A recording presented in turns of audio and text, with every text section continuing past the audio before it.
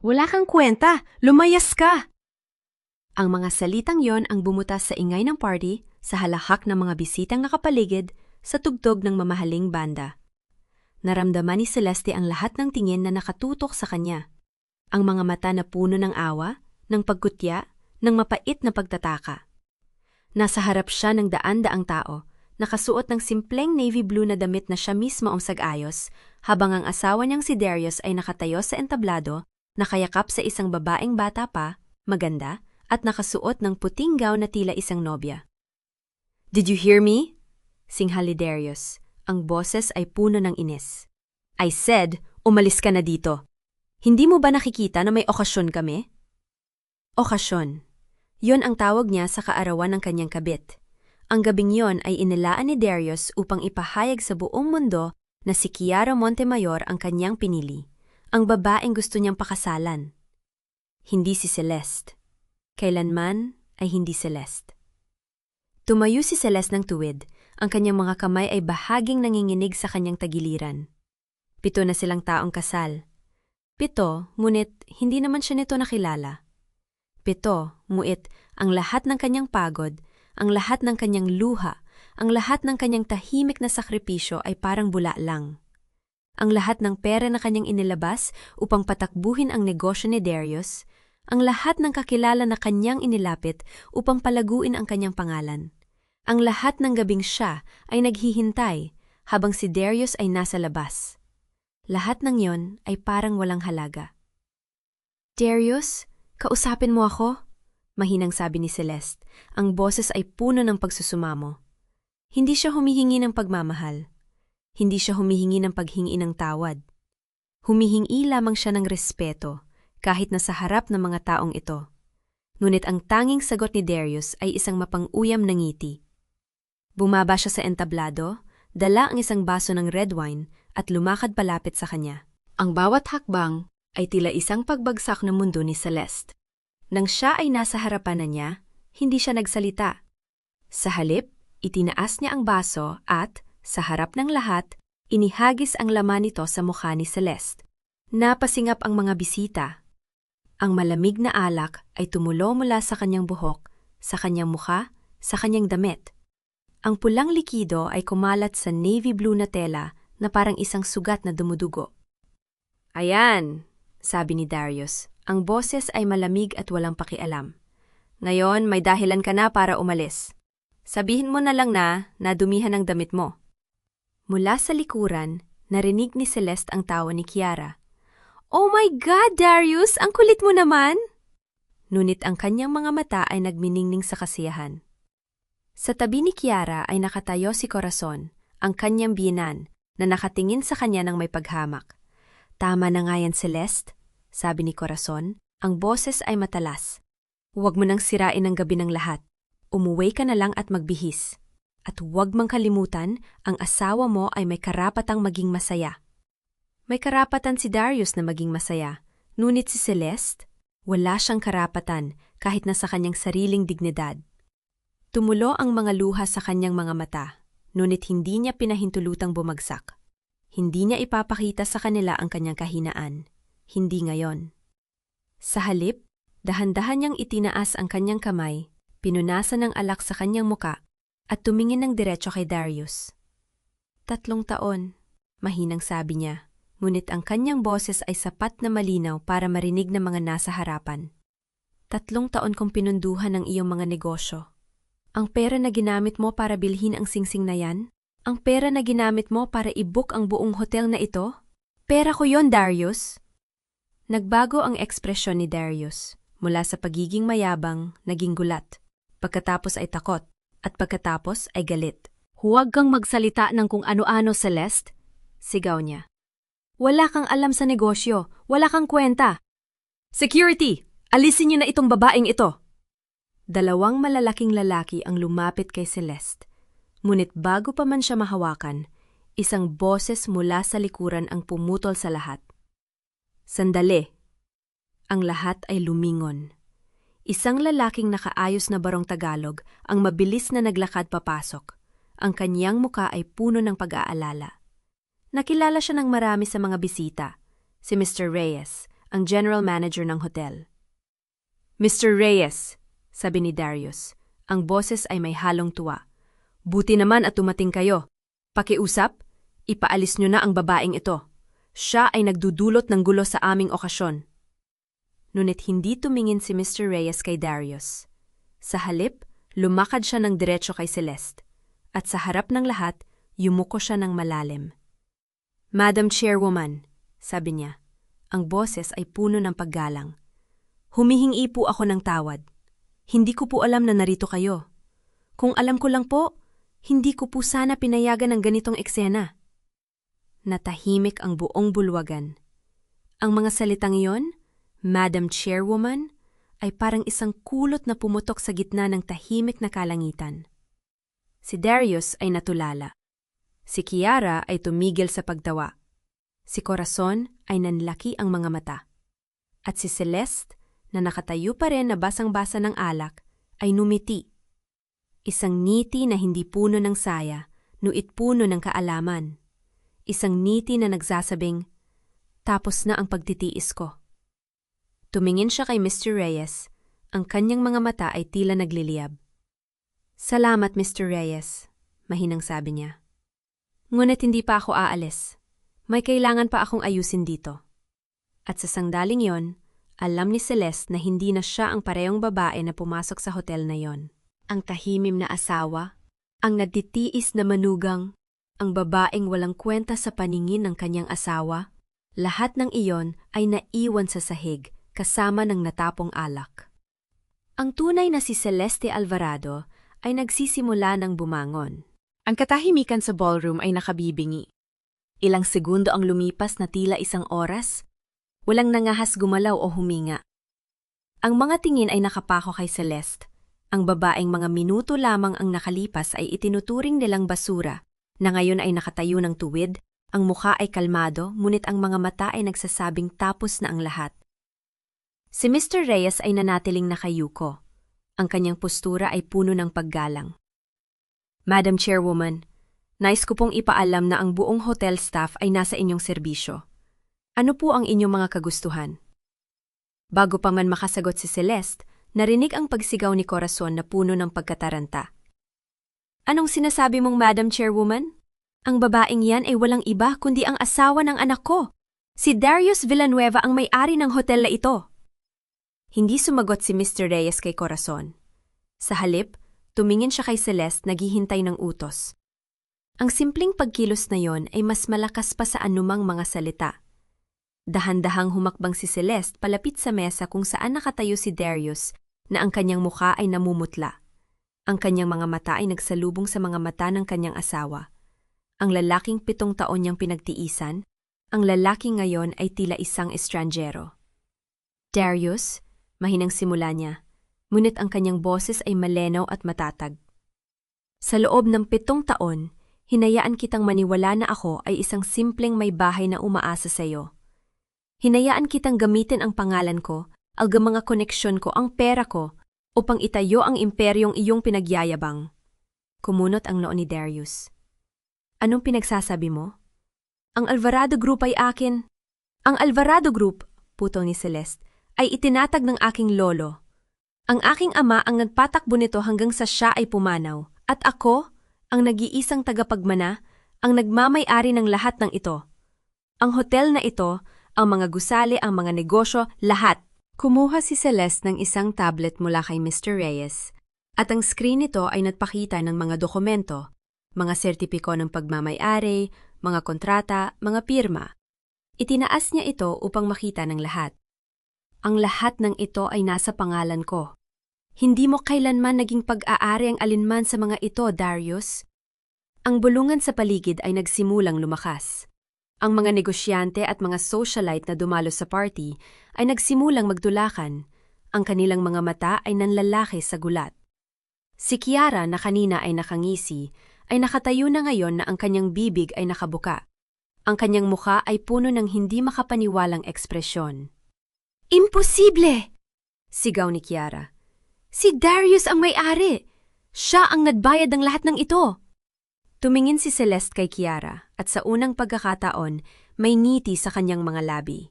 Ngunit hindi ito isang masayang ngiti. Ito ay isang ngiti na puno ng kaalaman, isang ngiti na nagsasabing alam niya ang lahat. Ang perang ginamit ni Darius upang bilhin ang mga regalo mo, ang mga damit mo, ang apartment mo sa BGC. Alam mo ba kung saan ang galing yon? Tanong ni Celeste. Mula sa mga account ng Alvarado Group. Mga account na hindi niya autorisadong galawin. Bumaling si Celeste kay Mr. Reyes. Maari mo bang ipakita sa mga bisita ang mga financial records na inihanda ko? Tumango si Mr. Reyes at kinuha ang isang folder mula sa isang staff member. Binuksan niya ito at ipinakita sa mga kamera ng mga nakakover na media na naroroon. Ang mga dokumento ay nagpakita ng mga bank transfer, mga withdrawal, mga kahina-hinalang transaksyon. Lahat ay nakalink kay Darius. Sa nakalipas na 5 taon, patuloy ni Celeste, si Darius Villanueva ay nag-withdraw ng kabuuang 120 milyong piso mula sa mga account ng kumpanya. Hindi para sa negosyo, kundi para sa mga mamahaling regalo, mga kotse, mga condominium at iba pang mga luho para sa kanyang sarili at sa kanyang kabit. Ang mga mata ni Darius ay nagliyab sa takot. Celeste, wag mong gawin ito. Wag kong gawin ang ano? Mahinahong tanong ni Celeste. Ipakita ang katotohanan? Ang katotohanang itinago mo sa lahat ng mga taong ito? Ang katotohanang ginamit mo ako? Ginamit mo ang pangalan ng pamilya ko upang mabuhay ng marangya habang ako ay tahimik na nagtitiis? Tumingin siya sa paligid sa mga mukha ng mga bisita. Ang mga taong kanina ay tumatawa sa kanya. Ang mga taong humahamak sa kanya. Nayon, ang kanilang mga mata ay puno ng ibang emosyon, takot, paghanga, o marahil kahihiyan. Mula sa araw na ito, pahayag ni Celeste, ang kanyang boses ay malinaw at matatag. Lahat ng mga business privileges ni Darius Villanueva sa Alvarado Group ay kinakansela. Ang kanyang access sa mga account, ang kanyang mga credit card, ang kanyang opisina, lahat. Siya ay hindi na bahagi ng kumpanya. Lumakas ang mga bulungan. Ang ilang mga negosyante ay nagsimulang tumayo. Ang kanilang mga mukha ay seryoso. Ang isa sa kanila, isang matandang lalaki na may salamin, ay lumapit kay Celeste. Madam Alvarado, magalang nasabi niya, nais kong ipaalam sa inyo na ang aking kumpanya ay hindi na makikipagtransaksyon sa Villanueva Enterprises. Hindi namin alam na ang mga negosyong yon ay sa inyo pala. Nais naming makipag-usap sa inyo ng direkta. Sunod-sunod na lumapit ang iba pang mga negosyante. Ang bawat isa ay nagpapakita ng kanilang suporta kay Celeste at ang kanilang paglayo kay Darius. Ang mga business partners na kanina ay nakikipagkamat-kamay kay Darius, na ngayon ay tinalikuran siya, ang kanilang mga mukha ay puno ng pagkabahala. Si Darius ay nakatayong nakatulala. Ang kanyang mundo ay gumuguho sa harap ng kanyang mga mata. Ang kanyang mga kamay ay nanginginig. Ang kanyang muka ay kulay abo. Celeste, pakiusap! Pakiusap? Ulit ni Celeste. Ang kanyang boses ay puno ng pait. 7 taon akong nagtiis. 7 taon kong kinuha ang mga panlalait mo, ang mga pagpapahiya mo, ang mga pagtataksil mo. Nayon, humihihi ka ng awa? Tumingin siya kay Corazon na nakatayang nanginginig sa tabi ng kanyang anak. Ang matandang babae ay tila lumiit. Ang kanyang muka ay puno ng takot. Corazon? Sabi ni Celeste. Ang kanyang boses ay puno ng katahimikan. Lahat ng mga taon na minamaliit mo ako, lahat ng mga panlalait mo, lahat ng mga pagpapahiya mo, alam mo ba kung bakit ko kinuha ang lahat ng yon? Dahil akala ko, sa pagtitiis, makukuha ko ang respeto mo. Nuwit na yon, alam ko na, hindi mo kailanman irerespeto ang sinuman maliban sa iyong sarili. Lumapit si Celeste kay Darius. Ang kanyang muka ay ilang pulgada lamang ang layo sa kanya. Ang kanyang mga mata ay puno ng awa, hindi para sa kanya, kundi para sa kanyang sarili, para sa babaeng siya noong mga nakaraang taon. Ang paghihiwalay natin, mahinang sabi niya, ay hindi na isang tanong. Aasikasuhin ko ang mga papeles, at huwag mong subukang kontakin ako, dahil ang mga abogado ko na ang bahala sa lahat. Bumaling siya sa mga bisita. Ang kanyang boses ay puno ng awtoridad. Mga minamahal na panauhin, nais kong pasalamatan kayo sa inyong presensya ngayong gabi. Nais kong ipaalam sa inyo na ang hotel na ito ay mananatiling bukas para sa inyong mga pangangailangan. Ngunit para kay Mr. Villanueva at sa kanyang mga kasama, hihilingin ko sa inyo na umalis na. Ang mga security guards na kanina ay handang paalisin si Celeste, ay ngayon ay nakatayo sa tabi niya, handang sumunod sa kanyang utos. Si Darius ay nakatingin sa kanya, ang kanyang mga mata ay puno ng kawalan ng pag-asa. Celeste, hindi mo ito magagawa, bulong niya. Nagawa ko na, Sagot ni Celeste. Ang kanyang boses ay puno ng kapayapaan. At ito pa lamang ang simula. Tumingin siya sa paligid, sa mga mukha ng mga taong ngayon ay nakatingin sa kanya ng may paggalang. Ang babaeng kanina ay itinuturing nilang walang kwenta. Ngayon ay nakatayo bilang isang reyna sa gitna ng kanyang kaharian. May isa pang bagay, dagdag ni Celeste. Ang kanyang boses ay puno ng determinasyon. Sa mga susunod na linggo, itataguyod ko ang isang pondo para sa mga kababaihan na biktima ng pinansyal na pang-aabuso. Ang mga babaeng tulad ko, na tiniis ang lahat dahil sa takot, dahil sa pag-asa na magbabago ang kanilang mga asawa. Hindi na nila kailangan magtiis pa. Ang mga palakpakan ay nagsimulang pumuno sa ballroom. Ang mga bisita ay nakatayo, pumapalakpak, ang kanilang mga mata ay puno ng paghanga. Si Kiara ay nakatayong nanginginig. Ang kanyang mukha ay puno ng galit at kahihiyan. Si Corazon ay umiiyak, ngunit hindi ito luha ng pagsisisi, kundi luha ng galit at pagkatalo. Si Darius ay nakatayong mag-isa. Ang kanyang mundo ay gumuho. Ang kanyang mga business partners ay umalis na. Ang kanyang reputasyon ay nawasak. Ang kanyang kabit ay tila handa ng tumakas. Ang lahat ng kanyang pinaghirapan, o sa halip, ang lahat ng kanyang ninakaw, ay nawala sa isang iglap. Tumingin si Celeste sa kanya ng isang huling pagkakataon. Walang galit sa kanyang mga mata. Walang pot. Tanging awa at kalayaan. Paalam, Darius, mahinang sabi niya. Nawa ay matutunan mo ang aral na ito. At lumakad siya palayo, ang kanyang mga hakbang ay matatag. Ang kanyang likod ay tuwid. Sa likod niya, ang mga bulungan ay patuloy, ang mga tsismis ay kumakalat, ang kanyang pangalan ay binibigkas ng may paggalang, ang babaeng nagpakita ng kanyang tunay na pagkatao, ang babaeng nagpabagsak sa isang imperya ng kasinungalingan. Sa labas ng hotel, ang hangin ay malamig. Tumingin si Celeste sa kalangitan, ang mga bituin ay kumikislap sa itaas.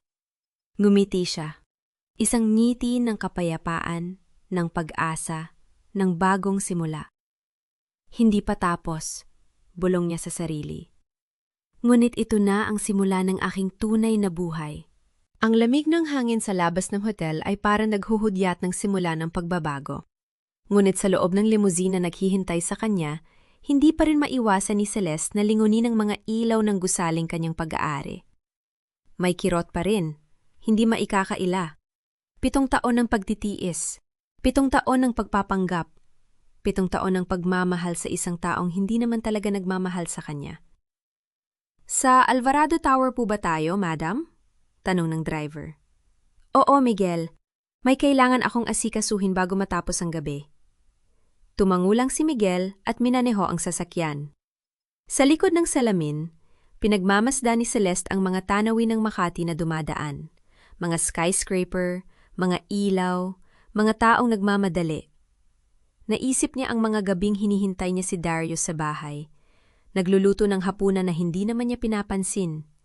Nag-aabang ng kahit na anong atensyon na hindi niya natatanggap. Ngayon, siya na ang nasa pwesto ng kapangyarihan at si Darius ang naiwan sa gitna ng pagkawasak. Sa Alvarado Tower, mabilis siyang naglakad papasok. Ang mga gwardya ay yumuko bilang paggalang. Ang receptionist ay mabilis na tumayo. Hindi na siya nag-aksaya ng oras. Diretso siya sa opisina ng legal team na naka-standby sa kahilingan niya. Ma'am Celeste, bati ni Ate Ramos, ang pinakamatagang na abogado ng pamilya. Naihanda na po namin ang lahat ng dokumento.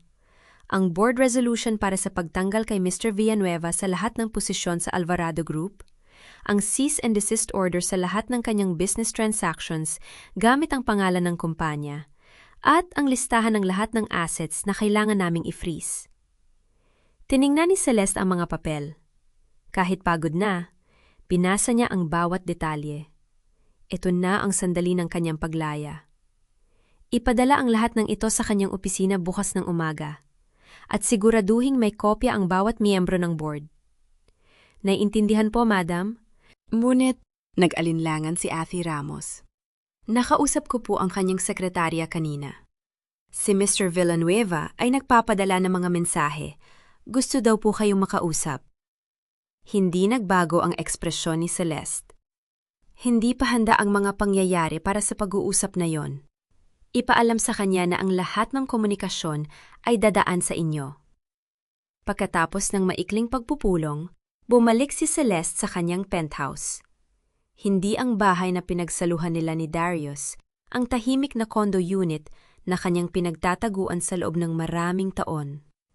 Dito siya nag-iisip, dito siya nagpaplano, dito siya natutong mabuhay ng mag-isa kahit may asawa. Nang gabing yon, hindi siya makatulog. Nakatitig siya sa kisame, iniisip ang mga susunod na hakbang. Hindi niya kailangan ng paghihigante, kailangan niya ng katarungan. Hindi para sa sarili niya, kundi para sa mga babaeng katulad niya na nakaranas ng ganitong pang-aabuso.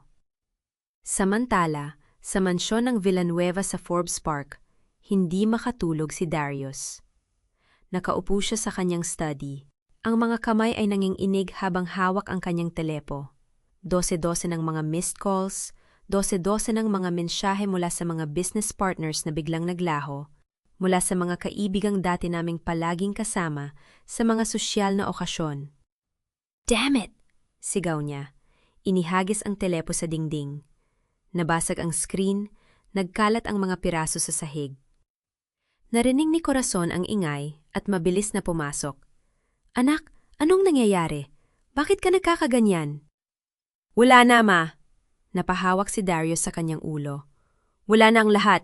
Kinuha ni Celeste ang lahat. Ang kumpanya, ang mga accounts, ang lahat ng business connections." Hindi makapaniwala si Corazon. "Hindi pwede. Paano niya nagawa iyon? Siya lang naman ang asawa mo. Wala siyang karapatan sa kumpanya ng pamilya natin." "Mali ka, ma." Natawa si Darius ng mapait. "Hindi ko kumpanya ang Alvarado Group. Kanya iyon? Laging sa kanya iyon. Ginamit ko lang ang pangalan niya para makuha ang lahat ng ito. Ang mga kontrata, ang mga pabor, ang mga negosyo. Akala ko ligtas na ako. Akala ko hindi niya malalaman." Naupo si Corazon sa katabing upuan. Ang kanyang mukha ay namutla. Hindi pwede. Ang manugang ko yon? Ang babaeng hindi marunong manamit ng maayos? Hindi marunong kumilos sa mga solbo na okasyon? Siya ang may-ari ng lahat? Oo, ma. Siya. Tumayo si Darius at naglakad papunta sa bintana. 7 taon kong minamaliit ang babaeng nagbigay sa akin ng lahat. 7 taon kong itinago si Kiara sa harap niya. At ngayon, binayaran ko na ang lahat. Tumayo si Corazon at nilapitan ng anak. "Huwag kang mag-alala, anak. Aayusin natin ito. Kakausapin ko si Celeste, ipapaliwanag ko sa kanya na nagkamali ka lang. Babae siya, alam ko marupok ang puso niya. Hihii ka ng tawad, bibili ako ng mga mamahaling regalo, at makakalimutan niya ang lahat." Napalingon si Darius sa kanyang ina. Ang mga mata ay puno ng pagdududa. "Ma, hindi mo ba narinig ang sinabi ko? Hindi siya ang babaeng inaakala natin. Siya ang pinakamakapangyarihang tao sa kwartong yon. Hindi siya patatawarin ng ganon-ganon lang." "Patawarin mo ako? Para saan?" Nagtaas ng kilay si Corazon. "Anak, ako ang biyanan niya. Ako ang ina ng asawa niya. Hindi niya ako kayang suwayin. Bukas, pupunta ako sa opisina niya at kakausapin ko siya. Kung alam niya ang mabuti para sa kanya, babawiin niya ang lahat ng ginawa niya sa iyo." Hindi sumagot si Darius. Ngunit sa kanyang isipan, alam niyang hindi na ganon kadali ang lahat. Nakita niya ang mga mata ni Celeste kanina. Walang takot, walang pag-aalinlangan. Ang babaeng yon ay hindi na ang asawang sunod-sunuran na kilala niya. Kinabukasan, maaga pa lang ay pumunta na si Corazon sa Alvarado Tower. Nakasuot siya ng kanyang pinakamahal na damit, dala ang kanyang paboritong designer bag. Ngunit nang harangin siya ng receptionist, hindi siya nakapasok.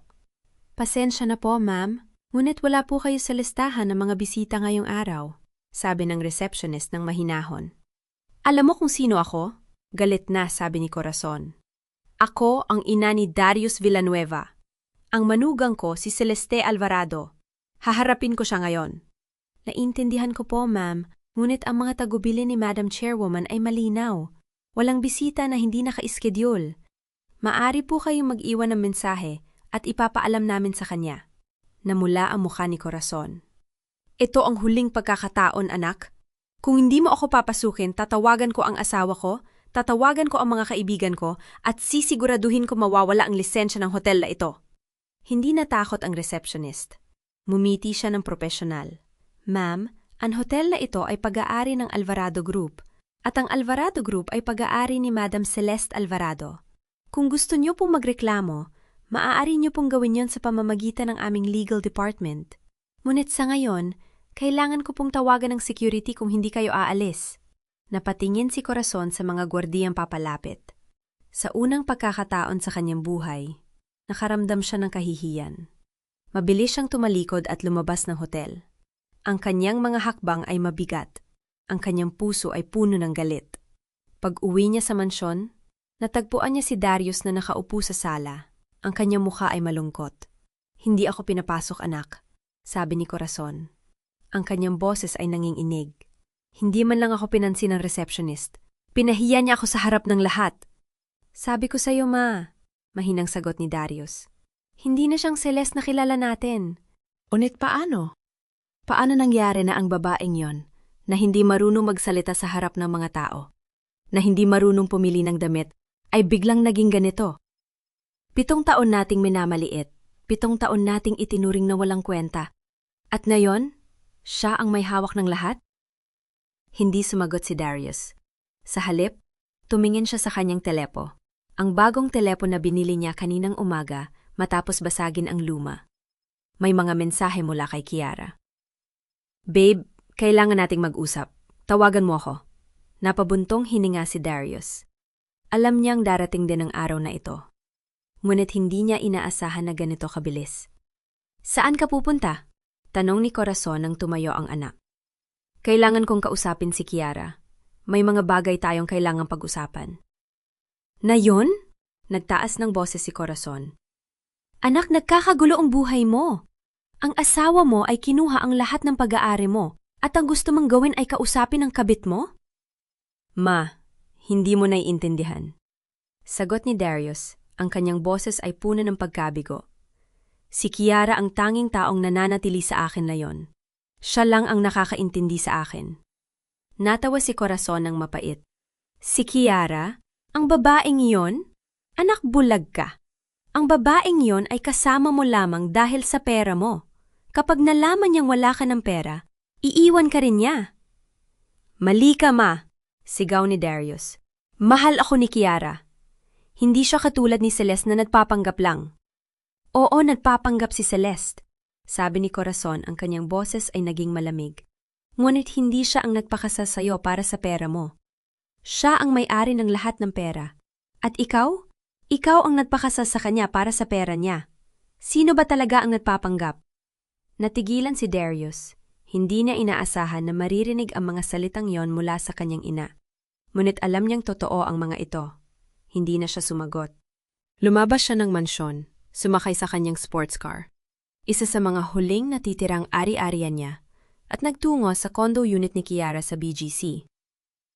Nang makarating siya, nakaupo si Kiara sa sala, nakasuot ng mamahaling damit, ang kanyang mga mata ay malamig. Hindi siya ngumiti nang makita si Darius. "Darius," sabi niya, ang kanyang boses ay walang emosyon. "Umupo ka?"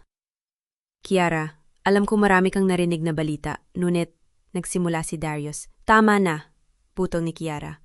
"Narinig ko ang lahat. Napanood ko ang live video ng nangyari sa hotel. Nakita ko kung paano ka pinaya ni Celeste. Nakita ko kung paano kinuha ng babaeng yon ang lahat ng pag-aari mo. Ngunit Kiara, hindi pa tapos ang lahat. May plano ako." "Anong plano?" Tumayo si Kiara at hinarap si Darius. Anong plano ang meron ka? Wala ka ng pera, wala ka ng kumpanya, wala ka ng mga negosyo. Ano na lang ang natitira sa'yo?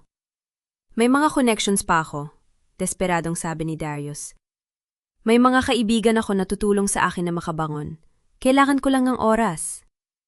Natawa si Kiara ng mapait. Mga kaibigan? Saan sila? Bakit wala ako nakikitang tumutulong sa'yo ngayon? Lahat sila ay lumayo na sa'yo, Darius. Ako na lang ang natitira sa'yo. Oo, ikaw na lang. Lumapit si Darius at hinawakan ang kamay ni Kiara. Kaya naman, kailangan kong manatili ka sa akin. Mahal kita, Kiara. Alam ko mahal mo rin ako. Inalis ni Kiara ang kanyang kamay. Mahal kita? Darius, mahal kita noong may pera ka. Mahal kita noong binibili mo ako ng mga mamahaling bagay. Noong dinadala mo ako sa mga mamahaling restaurant, noong binibibigyan mo ako ng mga alahas na hindi ko maisuot lahat. Ngunit ngayon, ano na lang ang maibibigay mo sa akin?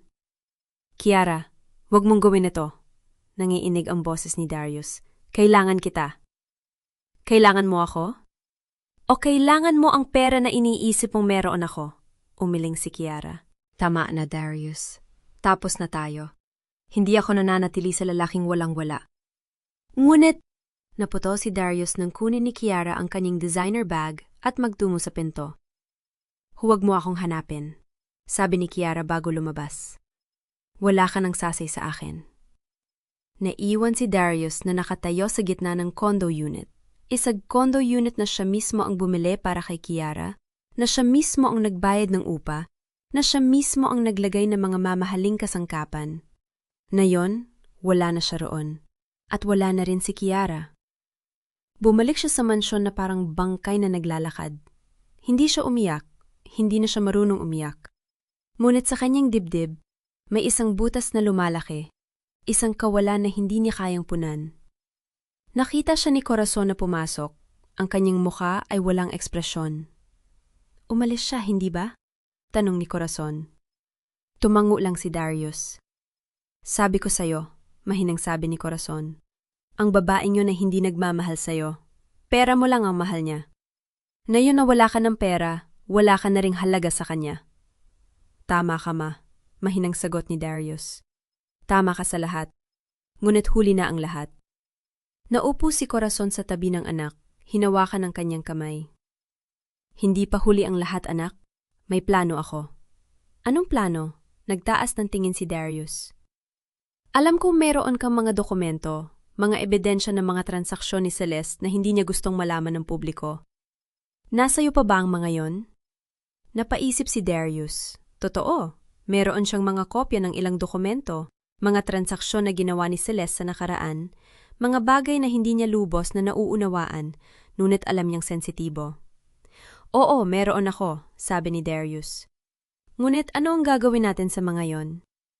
Gagamitin natin, sabi ni Corazon, ang kanyang mga mata ay kumikislap ng determinasyon. Hindi natin hahayaan na sirain ni Celeste ang lahat ng itinayo natin. Kung gusto niyang maglaro ng marumi, maglalaro tayo ng mas marumi. Ngunit sa kabilang panig ng lungsod, sa tahimik na condo unit ni Celeste, may isang bagay na nangyayari na hindi alam ni Darius at Corazon. Nakaupo si Celeste sa kanyang study. Hawak ang isang folder na puno ng mga dokumento na mas sensitibo kaysa sa mga hawak ni Darius. Ate Ramos, sabi niya sa telepon, kailangan kong makita ka bukas. May mga bagay tayong kailangang ayusin. Mga bagay na hindi ko inaasahan na gagamitin ko. Ngunit kailangan kong ihanda para sa aking kaligtasan. Naiintindihan ko po, madam, sagot ng abogado. Ngunit maaari ko po bang itanong kung ano ang mga dokumentong ito? Napahinga si Celeste. Sa unang pagkakataon sa loob ng 7 taon, nakaramdam siya ng takot. Ngunit hindi takot kay Darius o kay Corazon. Takot sa mga sikretong maaring magwasak hindi lamang sa kanyang buhay, kundi sa buhay ng mga taong pinakamamahal niya. Ang mga dokumentong ito ay naglalaman ng mga katotohanang hindi ko pa hadang harapin, mahinang sabi niya. Ngunit kung hindi ko haharapin ang mga ito ngayon, baka hindi na ako magkaroon ng pagkakataon. Sa labas, ang mga ilaw ng Maynila ay patuloy na kumikislap, walang pakialam sa mga lihim at kasinungalingang gumugulo sa mga buhay ng mga tao sa loob ng mga gusali nito. Ngunit sa mansyon ng Villanueva at sa condo unit ni Celeste, dalawang magkaibang mundo ang naghahanda para sa isang laban na hindi pa nila alam kung paano magtatapos.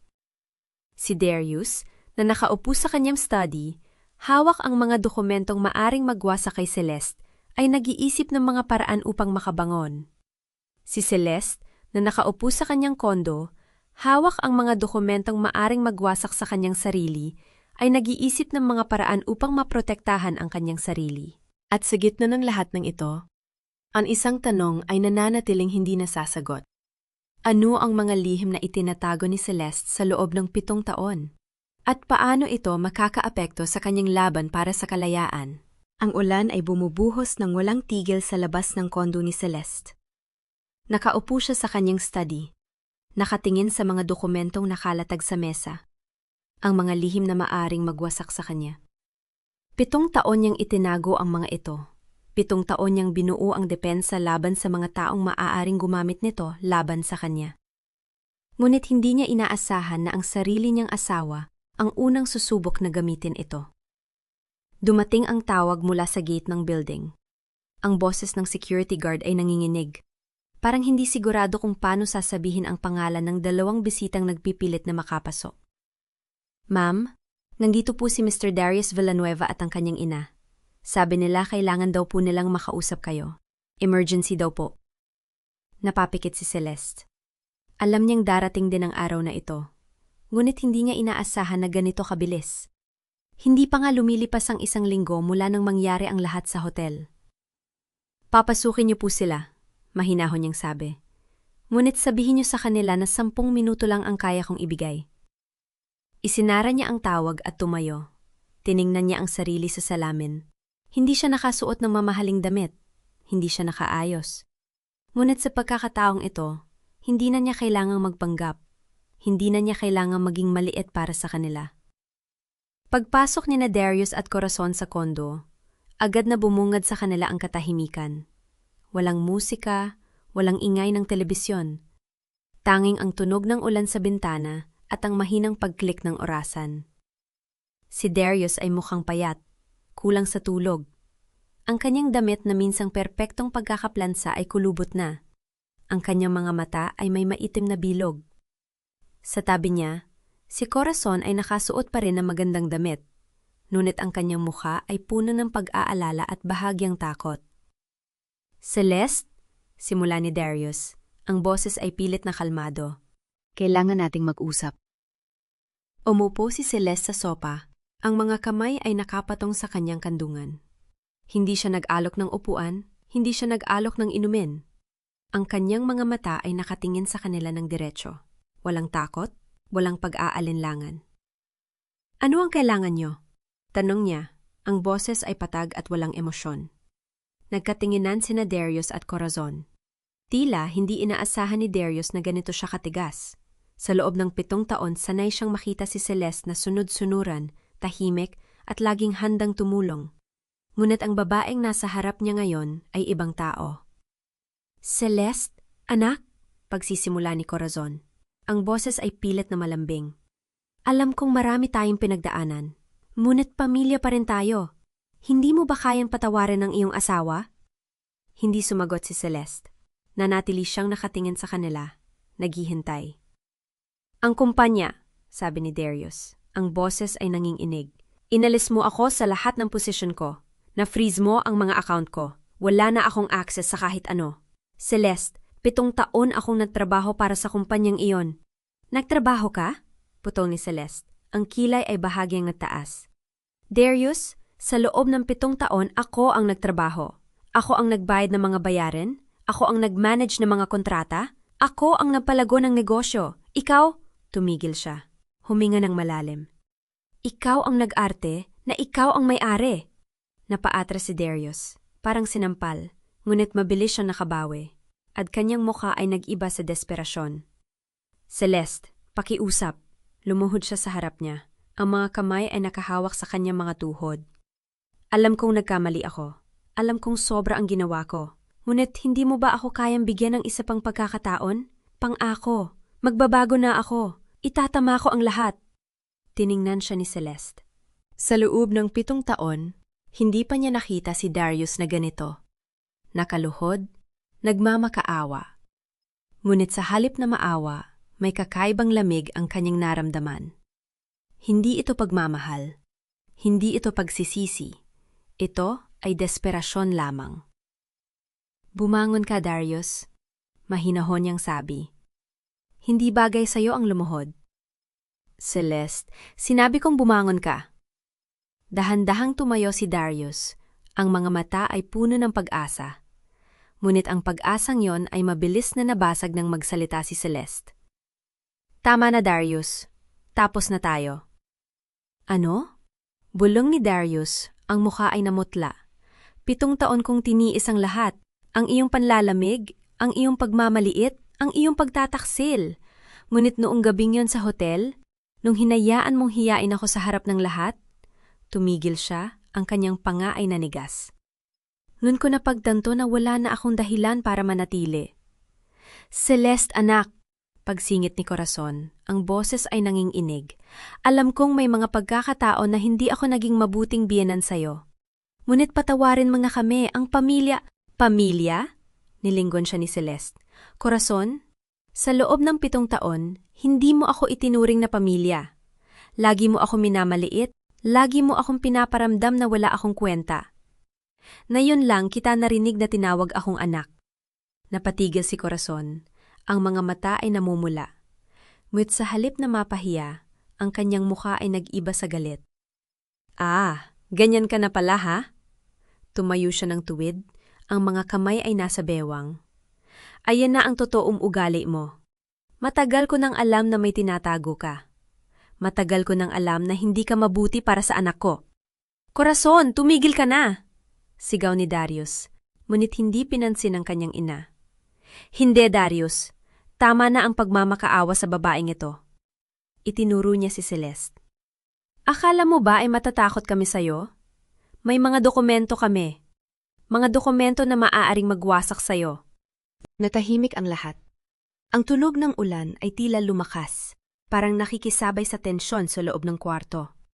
Dahan-dahang tumayo si Celeste. Ang kanyang mga mata ay hindi kumurap, nakatingin kay Corazon ng diretsyo. Anong mga dokumento? Mahinahon niyang tanong. Ang mga dokumento tungkol sa... Napatigil si Corazon na pagtanto na hindi pa dapat sinasabi ang lahat. Tungkol sa ano? Ulit ni Celeste, ang boses ay mas malamig na ngayon. Nagmamadaling humakbang si Darius sa pagitan nila. Wala yon, Celeste. Nagiinit lang ang ulo ng nanay ko. Pakiusap, huwag mong pansinin. Ngunit hindi na napigilan ni Celeste ang ngiti na lumitaw sa kanyang mga labi. Isang ngiti na puno ng pait at kaalaman. Alam ko ang mga dokumento yon, Darius. Mahinahon niyang sabi. Alam ko na may hawak kayong mga papel na maaaring magbunyag ng aking mga lihim. Ngunit alam mo ba kung ano ang hindi niyo alam? Nagkatinginan sina Darius at Corazon na lilito. Ang mga lihim na yon, patuloy ni Celeste, ay hindi ko itinatago para protektahan ang sarili ko. Itinatago ko yon para protektahan kayo. Anong ibig mo sabihin? Tanong ni Darius, ang boses ay nanginginig. Sa loob ng 7 taon, marami akong nakita. Marami akong narinig, marami akong alam tungkol sa mga negosyo ng pamilya Villanueva. Tumigil siya. Ang kanyang mga mata ay nagliwanag.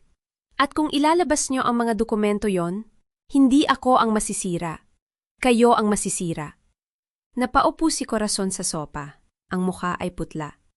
Hindi siya makapagsalita, tanging ang kanyang mga labi ang nanginginig. Celeste, pakiusap. Muling nagmakaawa si Darius. Huwag mong gawin ito. Huwag mo sirain ang pamilya natin. Pamilya? Tumawa si Celeste. Isang tuyot at malungkot na tawa. Darius, wala ng pamilya. Sinira mo yon nang pinili mong ipahiya ako sa harap ng lahat para sa isang babaeng hindi ka naman talaga mahal. Kiera. Si Kiera. Tumango si Celeste. Ang babaeng umalis sa'yo nang malaman niyang wala ka ng pera. Ang babaeng hindi mo dapat pinili kaysa sa akin. Napatigil si Darius. Ang mga kamay ay nanginginig. Hindi siya makasagot. Hindi siya makagalaw. Tama na, sabi ni Celeste. Ang boses ay matatag. Tapos na ang usapan na ito. Hindi ko kayo tutulungan. Hindi ko kayo patatawarin. At hindi ko babaguhin ang desisyon ko. Celeste, lumabas na kayo, putol niya. Ang mga mata ay nagyelo. Kung hindi kayo aalis, tatawag ako ng seguridad. Tumingin si Darius sa kanya. Ang mga mata ay puno ng takot at desperasyon. Ngunit nang makita niyang hindi siya magbabago si Celeste, dahan-dahan siyang tumalikod at hinawakan ng braso ng kanyang ina. Tara na ma, mahinang sabi niya. Ngunit bago pa sila makalabas, nagsalita si Corazon. Ang kanyang boses ay puno ng galit at pait. Kayo ang may kasalanan ng lahat ng ito, Darius. Kung hindi mo pinili ang babaeng yon, hindi tayo mapapahamak. Sinira mo ang pamilya natin. Ma, tumigil ka na. Hindi, totoo naman. Si Kiara ang dahilan ng lahat. Kung hindi lang siya, lumabas na kayo, sigaw ni Celeste. Ang boses ay pumutol sa kanilang pagtatalo. Nayon! Dali-daling lumabas sina Darius at Corazon. Ang kanilang mga hakbang ay mabilis at maingay. Nang tuluyang magsara ang pinto, nagsadya si Celeste sa pader. Ang kanyang mga tuhod ay nanginginig. Huminga siya ng malalim. Pinipigilan ang mga luha na nais ng lumabas. Hindi siya iiyak. Hindi na siya iiyak para sa kanila. Tiningnan niya ang mga dokumento sa mesa. Ang mga lihim na maaari magwasak sa kanya, ngunit maaari rin magwasak sa kanila. Sa loob ng 7 taon, itinago niya ang mga ito dahil gusto niyang protektahan ang sarili mula sa sakit ng paghihiwalay. Ngunit ngayon, napagtanto niya ang mga lihim na ito ay hindi para protektahan siya. Ito ay para sa kanyang kalayaan. Kinuha niya ang telepono at tinawagan ang kanyang abogado. Ang kanyang boses ay matatag, walang pag-aalinlangan. Gumawa na tayo ng mga dokumento para sa formal na paghihiwalay. Ngayon na. Isinara niya ang tawag at tumingin sa labas ng bintana. Ang ulan ay humihina na. Ang mga ulap ay unti-unting nagkakawatak-watak. Sa unang pagkakataon sa 7 taon, nakaramdam siya ng gaan. Hindi siya natatakot sa mga lihim na hawak nila. Hindi siya natatakot sa mga dokumentong maaring magbanta sa kanya. Dahil sa wakas, natutunan na niyang manindigan para sa sarili. At walang sinuman, hindi si Darius, hindi si Corazon, hindi ang buong mundo, ang makakapigil sa kanya ngayon. Ang umaga ay tahimik nang magising si Celeste sa kanyang bagong condo unit sa BGC. Sa unang pagkakataon sa 7 taon, hindi siya nagising sa tunog ng mga yabag ni Corazon sa hallway o sa malamig na katahimikan ng almusal na kasama si Darius na halos hindi siya tinitignan. Ang sikat ng araw na pumapasok sa malaking bintana ay tila mas maliwanag, mas malinis, mas kanya.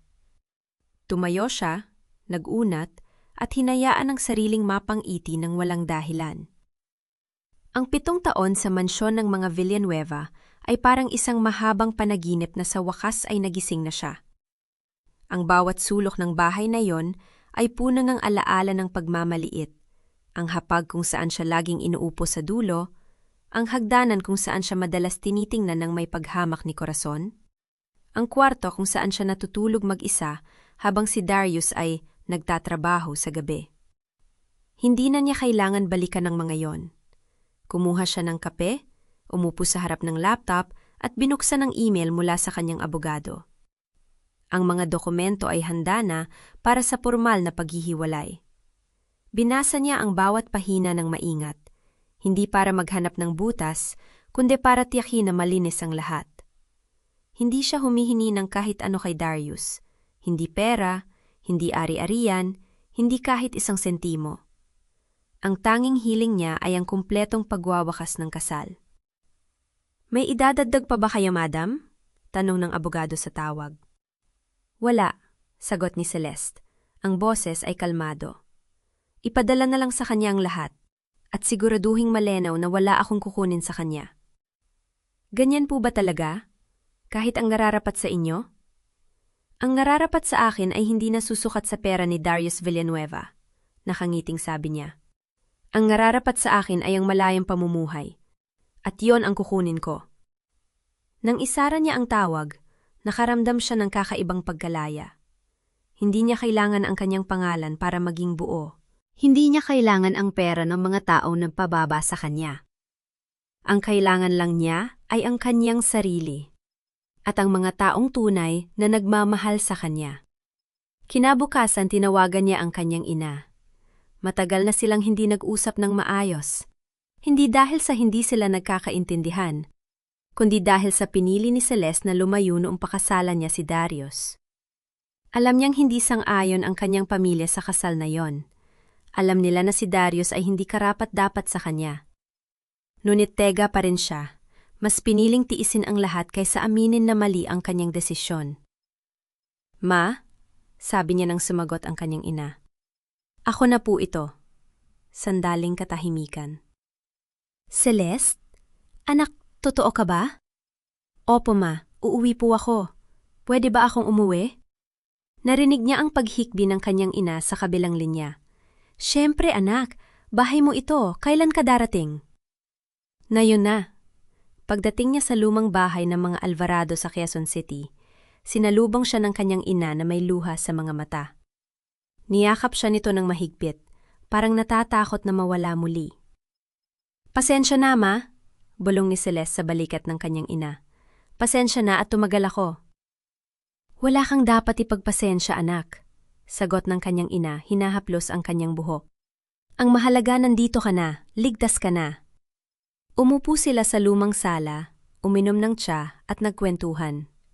Hindi na ikinuwento ni Celeste ang lahat ng detalye ng paghihirap na dinanas niya. Hindi na kailangan. Ngunit nang sabihin niya sa kanyang ina ang plano niyang magtatag ng pundasyon para sa mga babaeng biktima ng pinansyal na pang-aabuso, napuno ng pagmamalaki ang mga mata ng kanyang ina. "Ganyan ka nga talaga, Celeste," sabi nito. "Kahit kailan hindi ka naghahanap ng awa para sa sarili. Lagi mong iniisip kung paano makakatulton sa iba." "Natutunan ko po yan sa inyo, ma." Sa mga sumunod na araw, abala si Celeste sa pagbuo ng kanyang bagong misyon. Nakipagpulong siya sa mga abogado, accountant at mga social worker upang balangkasin ang foundation. Pinangalanan niya itong Bagong Bukas, isang pangalan na sumisimbolo sa kanyang sariling pagbangon at sa pag-asang nais niyang ibigay sa ibang kababaihan. Ang foundation ay magbibigay ng libreng legal na tulong, financial literacy training at emergency shelter para sa mga babaeng nakakaranas ng pinansyal na pang-aabuso sa kanilang mga tahanan. Alam ni Celeste kung gaano kahirap para sa isang babae na makaalis sa isang mapang-abusong relasyon, lalo na kung wala siyang sariling pera o kaalaman sa kanyang mga karapatan. Naranasan niya yon mismo. 7 taon siyang umaasa sa isang lalaki na hindi naman talaga nagmamahal sa kanya. 7 taon siyang nagtiis sa takot na wala siyang kakayahan na tumayo sa sarili niyang mga paa. Ngunit hindi tulad ng iba, siya ay may pinag-aralan, may koneksyon, may yaman na nakatago. Maraming kababaihan ang walang ganong kakayahan. Sila ang nais niyang tulungan. Isang hapon, habang inaayos niya ang mga papel para sa pagpaparehistro ng foundation, nakatanggap siya ng tawag mula sa isang hindi kilalang numero. Sumagot siya ng may pag-aalinlangan. "Celeste, ako ito, si Marisa, kaibigan mo nung college." Sandaling nag-isip si Celeste. "Marisa? Oo, naalala kita. Kumusta ka na?" "Narinig ko ang balita tungkol sa iyo at kay Darius," sabi ni Marisa. Ang boses ay may pag-aalala. "Gusto ko lang tiyakin na okay ka. Matagal na tayong hindi nag-usap pero hindi kita nakalimutan." Naantig si Celeste sa tawag. Sa mga taon ng kanyang kasal, unti-unting nawala ang kanyang mga kaibigan. Hindi dahil sa gusto niya, kundi dahil pinili ni Darius na ihiwalay siya sa mga taong maaaring magbukas ng kanyang mga mata. Ngunit narito si Marisa, na tinatawagan siya pagkatapos ng lahat ng yon. "Okay ako, Marisa," sagot ni Celeste. Ang boses ay taos-puso. "Sa totoo lang, sa unang pagkakataon sa mahabang panahon, masaya ako." "Pwede ba tayong magkape? Marami tayong dapat pag-usapan," sabi ni Marisa. "May mga kaibigan din ako na gustong makilala ka. Mga babaeng dumaan din sa pinagdaanan mo." Pumayag si Celeste. Nang magkita sila sa isang maliit na cafe sa Maginhawa, halos hindi sila nagkakilala ng una. Pareho silang nagbago sa loob ng maraming taon. Ngunit sa sandaling magsimula silang mag-usap, parang kahapon lang ang huling pagkikita nila. "Alam mo, nung narinig ko ang tungkol sa nangyari sa hotel," sabi ni Marisa, "unang naisip ko ay, buti naman, Hindi ko alam kung masama ba akong tao para isipin yon, pero totoo naman. Napangiti si Celeste. Hindi ka masama. Maraming tao ang nakakaramdam niyan. Hindi ko rin alam kung paano ko dapat maramdaman ang tungkol sa lahat na yon. Pero hindi ka ba galit? Hindi ka ba nasaktan? Siyempre, nasaktan ako. Pero hindi na ako galit. Sagot ni Celeste, ang mga mata ay tahimik. Ang galit ay mabigat na dalahin. Mas pinili kong palayain ang sarili ko sa bigat na yon. Hindi ko na kailangan ng galit para magpatuloy. Kailangan ko lang ang layunin. Ikinuwento ni Celeste kay Marissa ang kanyang plano para sa foundation. Habang nagsasalita siya, nakita niya ang pagkinang ng mga mata ng kanyang kaibigan. Celeste, ito ang dapat mong ginawanan pa, sabi ni Marissa. Hindi para kay Darius, hindi para sa Villanueva. Ito para sa iyo. Para sa lahat ng babaeng tulad mo. Kaya nga, nakangiting sagot ni Celeste. Kaya nga. Sa mga sumunod na linggo, mas lalong lumawak ang network ni Celeste. Nakilala niya ang mga babaeng abogado, mga social entrepreneur, at mga biktima na naging survivor. Bawat kwento na kanyang narinig ay nagpalalim sa kanyang determinasyon. Bawat luha na kanyang nasaksihan ay nagpaalala sa kanya kung bakit niya ito ginagawa. Isang gabi, habang nag-iisa sa kanyang kondo, pinuksan niya ang kanyang laptop at tiningnan ang graph ng website ng foundation. Sa homepage, may larawan ng isang babae na nakatayo sa harap ng pagsikat ng araw, ang mga kamay ay nakabukas na parang yumayakap sa liwanag. Sa ilalim ng larawan, nakasulat ang misyon ng foundation. Ang bagong bukas ay naniniwala na bawat babae ay may karapatang mabuhay ng malaya, may dignidad, at may kontrol sa kanyang sariling buhay. Layunin naming tulungan ang mga babaeng nakakaranas ng pinansyal na pang-aabuso na matuklasan ang kanilang lakas, malaman ang kanilang mga karapatan, at magsimula ng bagong simula, hindi lamang para sa kanilang sarili, kundi para sa kanilang mga pamilya at komunidad. Binasa niya ang mga salitang yon ng paulit-ulit. Hindi ito perpekto, ngunit totoo. At yon ang mahalaga. Kinabukasan, sa isang maliit na seremonya sa isang hotel sa Makati, hindi ang hotel kung saan siya ininsulto at pinalayas, opisyal na inilunsad ni Celeste ang bagong bukas. Hindi ito isang engrandeng okasyon. Walang mga camera, walang mga politiko, walang mga negosyanteng nagpapakitang tao. Tanging mga kaibigan, pamilya, at mga babaeng nais niyang tulungan.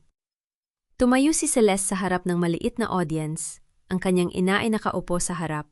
Ang mga mata ay puno ng luha ng pagmamalaki. Tumingin siya sa paligid.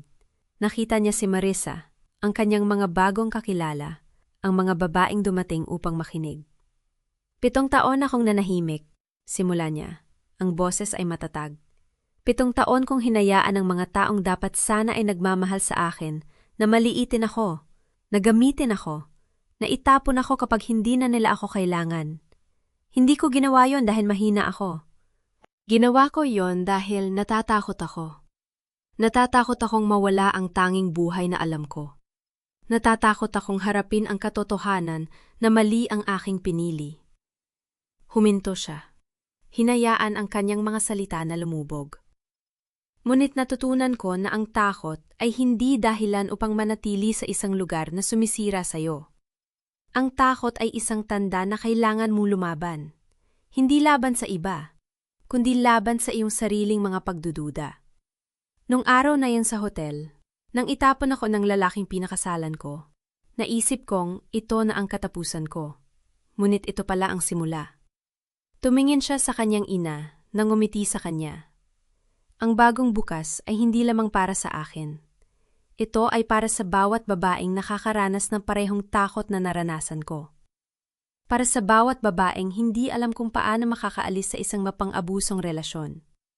Para sa bawat babaeng nangangailangan ng tulong upang malaman na siya ay may halaga, na siya ay may kakayahan, na siya ay karapat-dapat sa mas magandang buhay.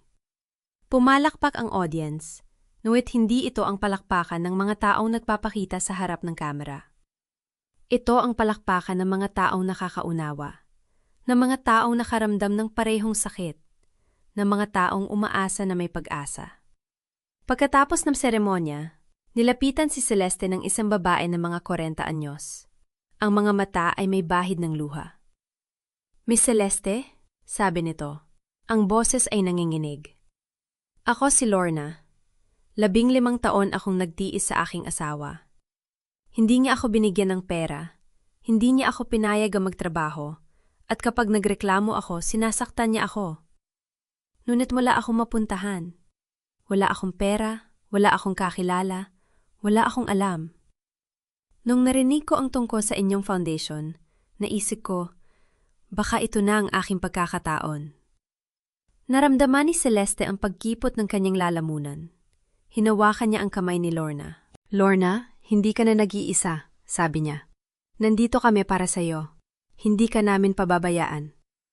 Niyakap siya ni Lorna at sa yakap na yon, naramdaman ni Celeste ang bigat ng 15 taon ng pagdurusa na unti-unting lumalabas. Ngunit alam niya na sa yakap na yon, may bagong simula na naghihintay.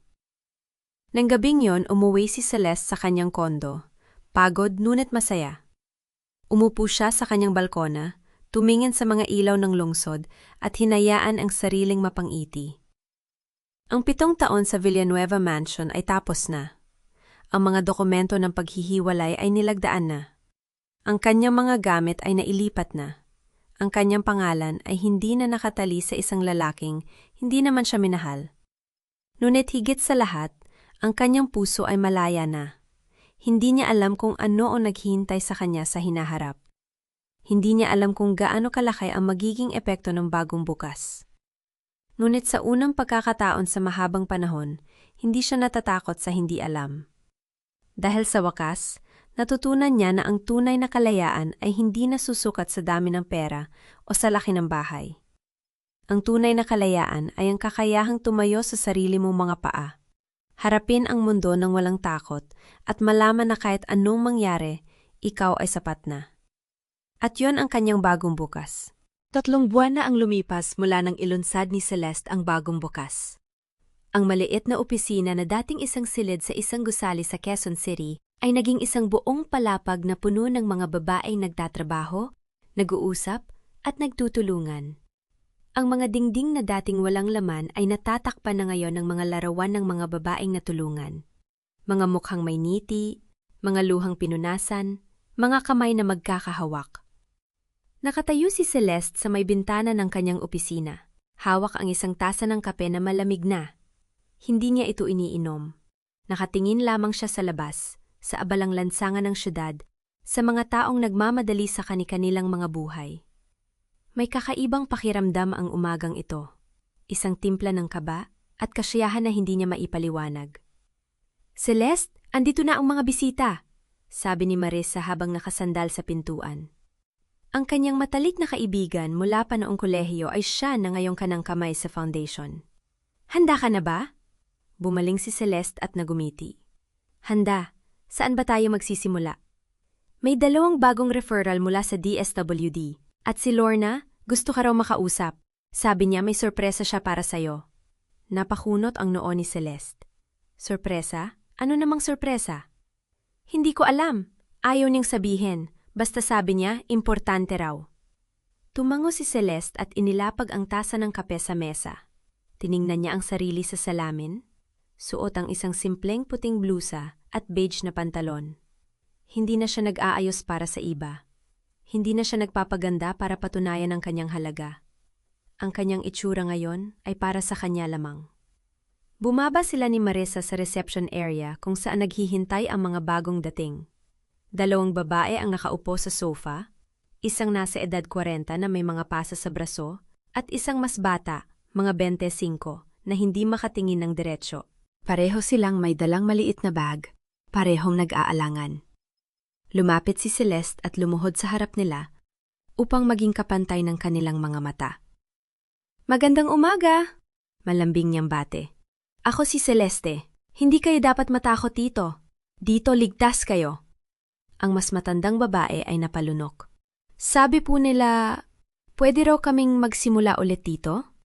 Oo, kumpirmado ni Celeste. Dito, tuturuan namin kayo ng mga kakailanganin ninyo. May mga trabaho tayong pwedeng i-refer sa inyo? May mga abogado tayong handang tumutan sa legal nga proseso kung kinakailangan. At higit sa lahat, may mga tao tayong makikinig sa inyo ng walang kondisyon. Ang nakababatang babae ay nagsimulang umiyak. Tahimik, walang hagulgol, ngunit ang mga luha ay dumaloy sa kanyang mga pisingi. Hindi siya nagsalita, ngunit ang kanyang mga kamay ay nanginginig. Inilahad ni Celeste ang kanyang kamay at hinawakan ang kamay ng babae. Ilang taon ka na? 26 po. Halos bulong ang sagot. Alam mo, nung 26 ako, akala ko alam ko na lahat tungkol sa buhay. Akala ko, kung magtitiis ako, gaganda rin ang lahat. Pero hindi pala ganon. Bahagyang umiti si Celeste. Natutunan ko na ang pagtitiis ay hindi katulad ng pagmamahal. At hindi mo kailangang magdusa para patunayan na mahal mo ang isang tao. Tumahimik ang paligid. Ang mga salita ni Celeste ay tila may sariling bigat, bumabagsak sa mga puso ng mga babaeng naroroon. Pupunta tayo sa counseling room mamaya, patuloy ni Celeste. Pero ngayon, kumain muna tayo. May inihanda tayong almusal. Pagkatapos, may sasabihin ako sa inyong lahat.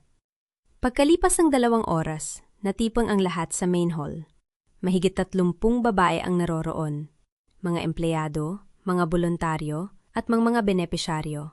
Si Lorna ay nakaupo sa harap, may dalang isang maliit na kahon. Tumayo si Celeste sa harap ng entablado. Hindi siya gumamit ng teleprompter. Hindi siya naganda ng mahabang talumpati. Ngunit alam niya kung ano ang nais niyang sabihin. Mahigit 1 taon na ang nakalipas, nakatayo ako sa isang marangyang hotel sa Makati. Basang-basa ang damit ko ng alak, at pinagtatatawanan ako ng mga taong inakala kong pamilya ko na. Nagsimula siya, mahinahon ang boses. Sa gabing yon, akala ko tapos na ang buhay ko. Akala ko, wala na akong halaga. Akala ko, lahat ng pinaghirapan ko sa loob ng 7 taon ay basura lamang. Tumigil siya at tiningnan ang mga mukha sa harap niya. Pero mali ako. Hindi pala natatapos ang buhay sa sandaling yon. Hindi pala ang mga taong nanakit sa'yo ang nagtatakda ng iyong halaga. Ikaw lamang ang makakagawa noon. Dito sa Bagong Bukas, hindi namin kayo titingnan bilang mga biktima. Titingnan namin kayo bilang mga mandirigma. Dahil kung nakarating kayo dito, ibig sabihin, nakaligtas kayo. At ang pagiging nakaligtas ay hindi maliit na bagay. Pumalakpak ang mga tao. Ang ilan ay napaiyak. Si Lorna ay niting-niti. Hawak ang kanyang kahon. May isa pang bagay akong gustong ipahayag, patuloy ni Celeste. Simula sa susunod na buwan, maglulunsad tayo ng isang scholarship program para sa mga anak ng mga benepisyarya natin. Ang mga batang ito, sila ang susunod na henerasyon. Hindi natin sila dapat hayaang madamay sa mga pagkakamali ng kanilang mga magulang.